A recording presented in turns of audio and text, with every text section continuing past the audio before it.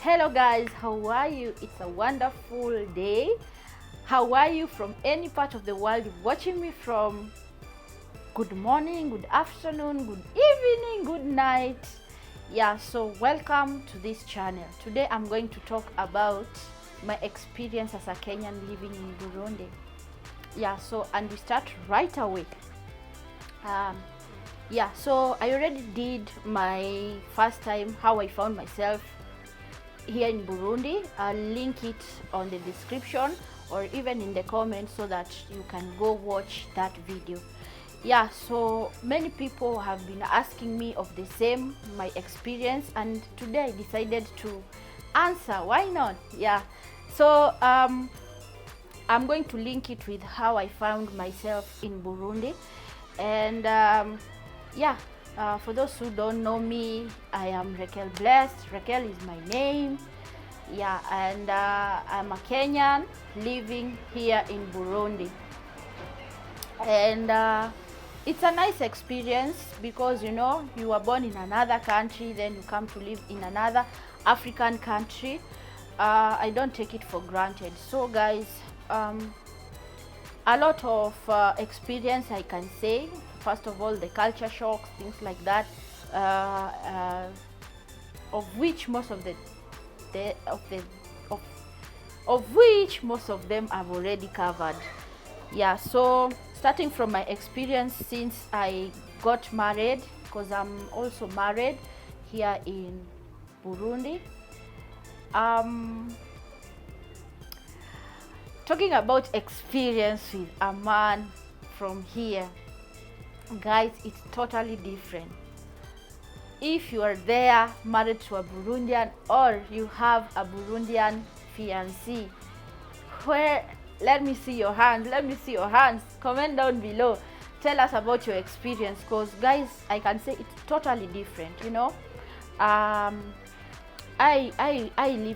once lived in Kenya and I'm still a Kenyan. I can go live anytime I want there, but my experience with the person I had dated was very different from my experience with my Burundian husband. I can say my Burundian husband has done much better. Yeah, so that is the first experience. Burundi men, moving that from the experience with my husband, they are something else. Can I use the word exceptional? Yeah, so they just are, I don't know how to express it, but they just are gentlemen. Yeah, so that's an experience. And also in the comment section I saw someone asking if I have a baby. Yeah, I do have a baby. For now I have a son. Yes, I'm a mom. And now the experience of being a mom in a foreign country, I lack words, guys, because if I can recall, it's not, for me, I didn't get that much support I needed, because first of all, I got pregnant. My family, none of my family lives here in Burundi, and anyway, I'm a risk taker, so I have a family, my Burundian family here, and they really played a big role. My mother-in-law lives in the village, and I have sisters and brothers from my husband's side. So what happened, I have only one sister here, and also we got pregnant like almost the same time, so everyone was fighting their own cravings, pregnancy problems here and there, you know, some complications. Yeah, so I couldn't bother her so much, because also she was in the same condition as I was.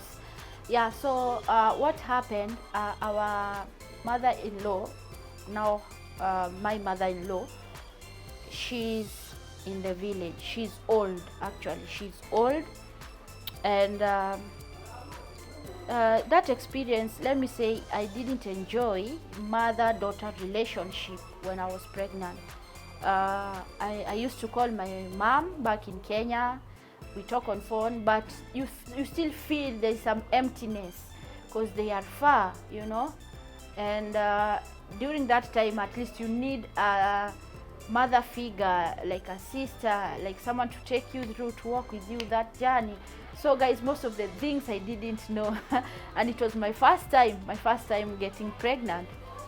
And I remember this one day, I went to the doctor and just to check, to confirm, because I used to feel as if fever, you know, the signs and symptoms of sickness, but you don't know if you're pregnant.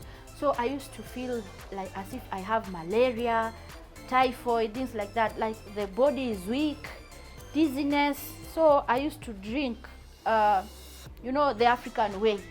You just go to the pharmacy, you say, this is what I feel, they give you medication. So I drank medication, but nothing. After I decide, now this is getting too much, let me go to visit the doctor. They try to check the like my blood test, urine. That's when they found out I'm pregnant. And I remember that time it was at night. Then the doctor just told me, congratulations, after the results were out. I'm wondering, what is this one saying? You know, it's my first time, something I didn't expect. Then he told me, congratulations, you are I was almost 2 months pregnant. I'm like, how, you know? how, but you know how. Yeah, so from then the journey began. The hurdles, guys, oh my god, ups and downs. Someone telling you, oh, you need to eat this, you need to stop this, you need to do this.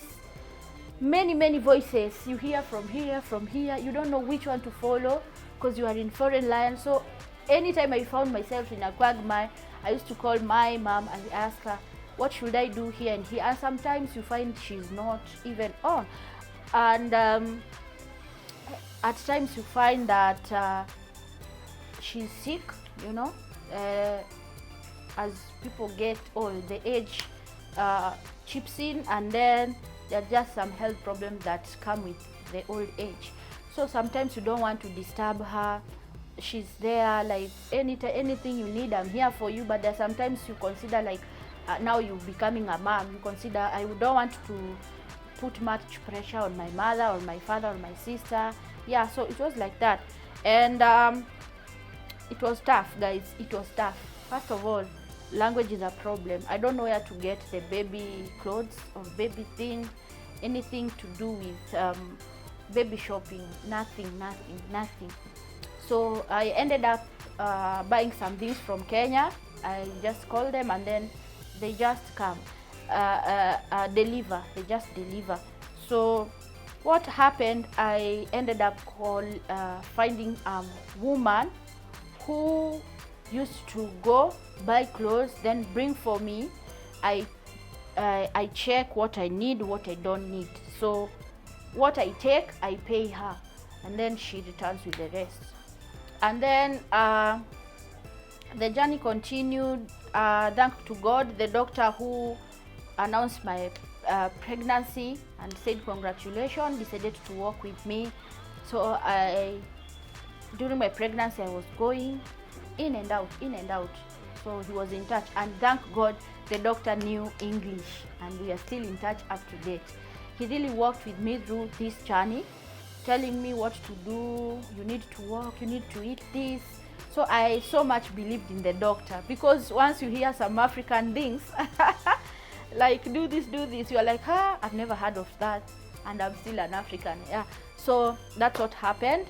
And the time for giving birth came.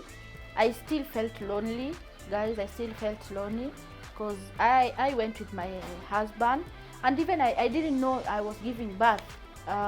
It's just that I woke up, I felt as if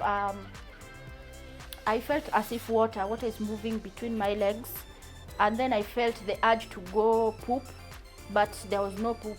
And I called my husband. I told him I feel like this, and then I was thirsty, and he said this is the time, just prepare and bath. And I remember my mom calling my mom and telling my mom I feel like this. My mom told me bath with hot water, you know. Then I did what my mom told me, and put some pressure here with some hot clothes, like massage. Then after, it was around 5 a.m. in the morning, I ate. Guys, I really ate that time. I remember I ate, and then I went to my doctor, my gynecologist, the one who had worked with me throughout my pregnancy. And reaching the hospital, guys, 2 hours the baby was here. Yeah, so I gave birth normal, but guys, it was tough, you know.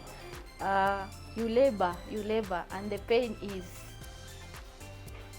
something else, excruciating pain, you know. Yeah, so that's another experience I experienced, and I felt lonely, to be honest. I felt lonely because I saw no my family, you know. That's the time you need your family. So these are some of the things you feel once you are in a foreign country. You feel as if your family was there, at least they could have changed something, you know. Yeah, so I gave birth, and now here come another hurdle I never experienced in my life. Okay, I am now a mom. The reality is I am a mom, but now my mind is like, what am I going to do after this, you know? My mother is not here to show me. My sister, she's in Kenya.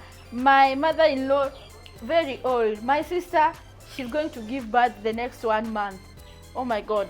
So it was me, myself, and I. But my husband was so supportive. I mean, the mom nature, you know, the things you need to do as a mom. Yeah, so that time, guys, I didn't have a house worker, like someone to assist me with the baby. And giving birth normal does not mean that you'll not be done some kushonwa. What do we call kushonwa? Is it surgery? No, surgery is when operation, you know. After operation, what do they do? Kushonwa in Kiswahili. I hope you understand. Yeah, so I had a wound that was healing. Here is my baby. Guys, this story is so emotional. I feel like crying. Here's my baby, and then I'm a new mom. I don't have support from my family. Okay, they support me because we talk through phone, but I feel it could have been different if you are here. I think I was getting into depression. I don't know, because putting all those things in my mind, I have my husband who is very supportive, but that time you feel like you don't get that support you need, you know. Yeah, so my baby underwent surgery the first 3 months, and here I am healing a wound. Here I am. I don't have anyone to assist me with the baby. It's only me and my baby and my husband. And my husband needs to go to work, so he must go to work. But I thank God because he is a sole proprietor, so he used to wake up, and at least at 12 there he leaves, then he will come back at 5 p.m, you know, almost getting the night, and he's going to help me with everything, changing the baby, things like that. So he really supported me, but at times I used to sit, I feel depressed. I wash the clothes for the baby, I wash the baby, you know. You feel like you are overwhelmed with work. It's getting so much, no one is there to support you. You are here washing everything, just a mixture of emotion. Your husband is supporting you, but you still have some negative thinking, negative energy. I don't know how to say. And it went on like that for 1 month. And now the 3 weeks after my baby was born, the surgery, and he came out, you know. It was full anesthesia, meaning that he slept all over the body just shuts down, not like dying medically. Yeah, so let me use the word coming back to life. It was difficult also. You see, he moved out of the theater at around 10 a.m. He ended up waking at around 6 p.m. and I was worried. The temperature was so high. We need to call doctor to cool him down. Then the other thoughts came in: will my baby die? What will happen after all this I've been through, you know? And I don't want to remember that thing, guys. Yeah, so it was like that. And that experience, it wasn't good for me. But after like 3 months, all that just finished. I don't know how they finished, because the second month I got a house help who will help me with the baby only. Her work was to just do with the baby, to assist me. And I saw at least someone has come to assist and lighten off my load, you know. And I really appreciate. I still have that lady until today as I'm saying this story. My baby just clicked 1 year last month, and it has been a wonderful journey. I cannot complain. Yeah, but during the pregnancy time, and now the first month of pregnancy, second and third, I was dealing with mixture of emotion. I don't know if it is postpartum depression or what, but I felt so much like that, lonely. I didn't have support, but in real sense I got support from my husband. Yeah, so that was my other experience. And another experience, I thank God, because my husband does not give me hard time. He's a man who is understanding. He cares for us. He will talk to us when he sees we are down. You know, he has brought up that culture that you need to talk. Communication is the key. So he's a great man. You know, in marriage doesn't lack up and down. And I don't think there's any difference between my marriage and other African marriage, even if you are from the same country, you know, because marriage is marriage, and it's a union of two people who come together. You have agreed, you are matured, you understand the rules of and obligations of married people, and once you come together, you decide it's for better, for worse.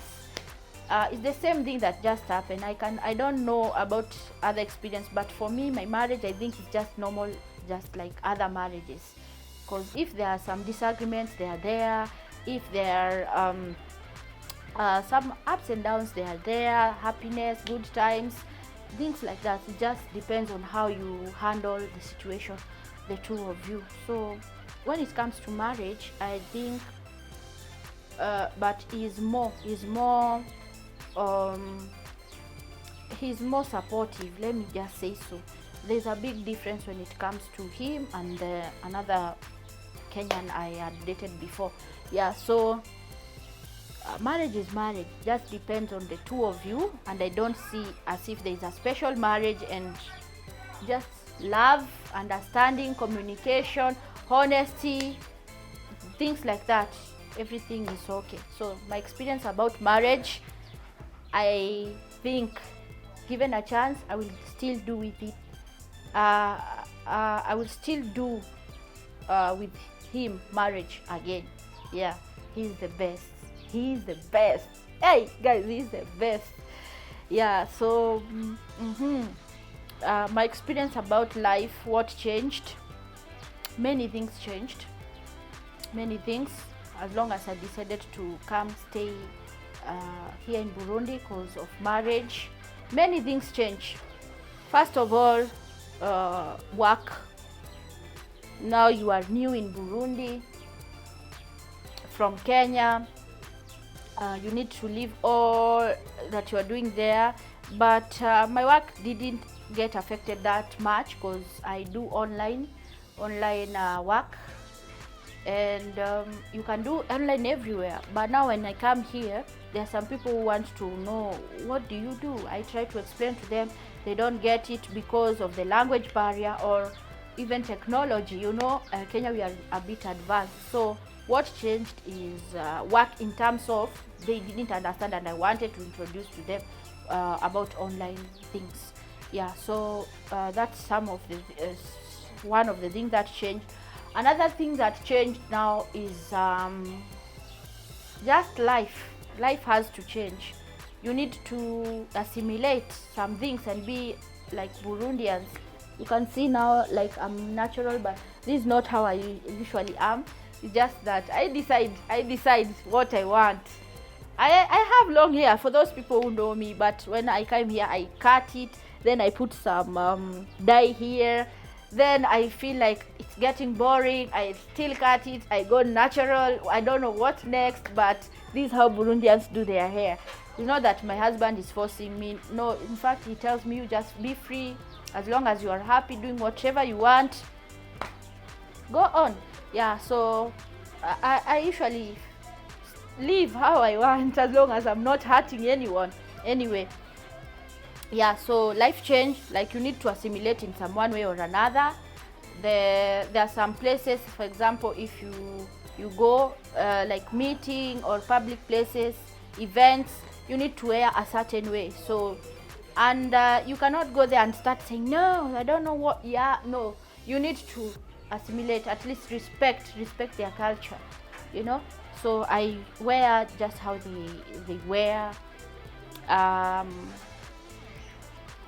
Some things I decided to do that Burundians do.